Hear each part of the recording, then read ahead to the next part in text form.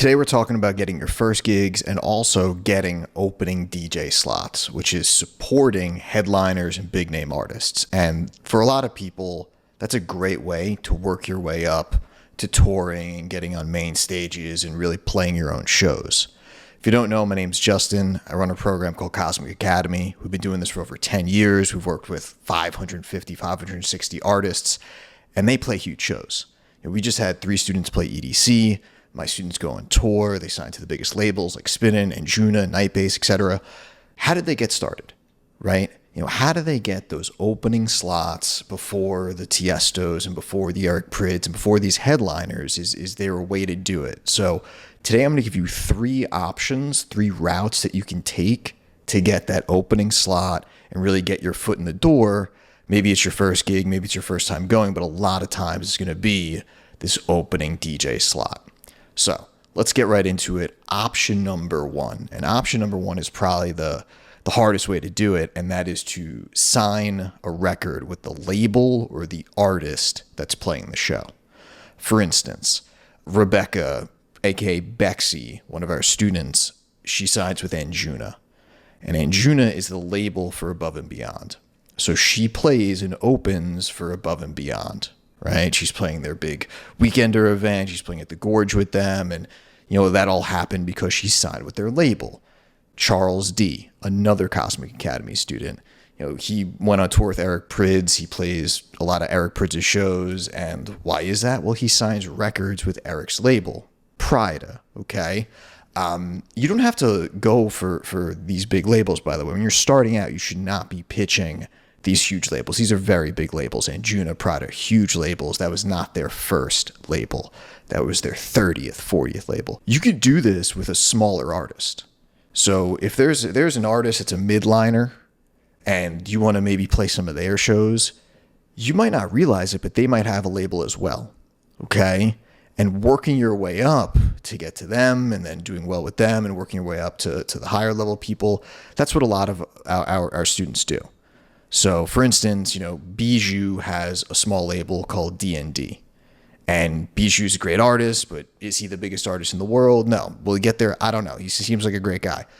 You sign to that one before you would sign to Aoki's label Dim Mak, right? And you would prove it as an opener for some of his shows and on that label and working your way up. This is very, very similar to what we teach with signing records. And we have a great video on that. If you haven't seen it, take a look at that one. So signing to labels of artists and playing shows with them. And you can actually put this in the contract negotiations. So when you're signing records with them, you can make it very known, even put it in the contract that you're going to want some gigs because you're signing a record with that label.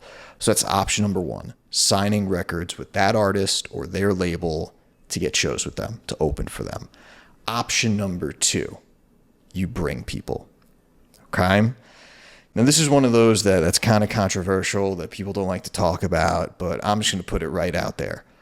This is a business, okay? This is not just about, I deserve a booking because I'm a good DJ. No, that's not what this is. I always tell my students this. If this was just about who's the best DJ and that's who gets the gig, A-Track would be headlining every show in the world. If you don't know A-Track, he was winning the DJ World Championships when he was like 14. Like he's one of just the greatest DJs of all time, and he's won every award. But it's not just about that. Okay, it is about the crowd and who you bring, and do people want to follow you, and do you have fans?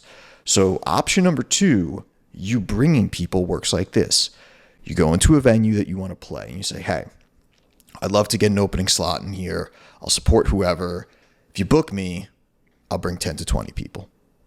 And I always suggest don't even ask for money the first time. Say, hey, I'll do it for free. I've got a following. 10, 20 people are going to show up for me. I'll do a really great opening set. Now, if I do a good job and you're happy with me, let's do this more consistently. I'll open up for more people. Maybe you'll pay me. And just start with there. You got to prove it first. Okay, I say this line quite often. It's not what you know, it's what you can prove. Training Day, Denzel Washington, great movie. And I really believe that. So you have to prove it. And this is one of those things where, again, little by little, you make a name for yourself. right? I'm a talent buyer. This is the world that I come from. I've thrown, 2,000, 3,000 concerts, and I'd hear about DJs by doing this. I would say, oh, there's a kid who brings 20, 30, 40 people to open for other artists. I'm going to have him open my concert where I'm doing a show with Axwell. I'm going to have him open my concert where I'm doing a show with Zed. That's a true story, that those things happened. So this is a great way to do it. And, just maybe this is hard to hear, but if you don't have 10 people that want to show up for you, maybe you're not ready for this. And that's okay. Work on the music, work on the brand, get to a place where you have a minimum of 10 people, 15 people where you can go to a venue and say, hey, people want to show up for me. It's a really great way to get those opening slots. Option number 3. And this is one that I've spoken about in another video, where you start your own party. Okay, you start your own party. Option number 3, start your own party. And then other venues see it, and essentially they're like, whoa, who's this artist? Who's this DJ over there doing their own thing, commanding their own party? We want to essentially pay them to get them over to our venue because they're competing with us, and let's just get them in with us. That happens all the time, right? So if you don't want to watch that video, that's okay. But real quick, what you do is you can go to any type of venue. I used to do a French restaurant, the basement of a French restaurant in New York City. And it got to a point where that little party got so successful that the bigger venues in New York City were like, hey, will you do that at our club? And these were really big clubs. And believe it or not, but some of your favorite artists, some of my own students, this is how they got started. Nostalgics just played the main stage of EDC, the main stage of Beyond Wonderland. She started out doing her own parties in Vancouver. She would do parties on like Sundays, and like people would come out for her. Taylor Torrance, he just played EDC as well. He was doing his own parties as well. And then you look at some of the legends, legendary. Diplo used to do his own parties. Steve Aoki used to do his own parties. And these things could catapult into not just opening DJ sets, but Claude Von Stroke, Dirty Bird Barbecue, that started out as a little barbecue where his parents would help him in San Francisco. Now Dirty Bird Barbecue, that's like a 10,000 person festival, right? So I think that's a great option as well. If you haven't tried to do your own party, that's a great way to make a name for yourself. Again, it's a venue will then say, hey, who's this DJ? And it doesn't have to be a lot of people. It could be a venue, it could be a restaurant, it could be a bar. Who's this person pulling 50 people, 60 people at some little dive bar? And then you talk to that venue and say, hey, I don't want to compete with you. Let me grab an opening slot. Similar to option 2, it's like, let me grab an opening slot. Let me prove to you that I can do this at your venue and throw me on before the big artist. It's an exceptional way to do this, okay? And then the next topic is, how do I keep that opening slot? But even more importantly, how do I go to the next level? How do I get from the opener to then maybe the closer or the midliner? What are the best methods of maintaining the opening slot? I have a whole video coming on that. So if you haven't yet, hit that subscribe button, hit the bell, turn on notifications, whatever you have to do. I'm going to make an entire video just on, let's say you now have an opening slot.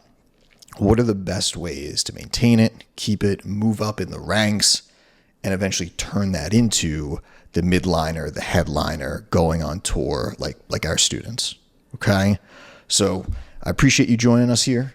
We've been putting out these videos for free, and I hope you like them. If you haven't yet, hit that like button, helps that YouTube algorithm. If you have any questions, put them in the comments. We're always looking for video ideas if you want us to touch on something. We've been doing this a long time. We have a lot of students, and we'd love to help more. So thanks a lot, and we'll see you next time.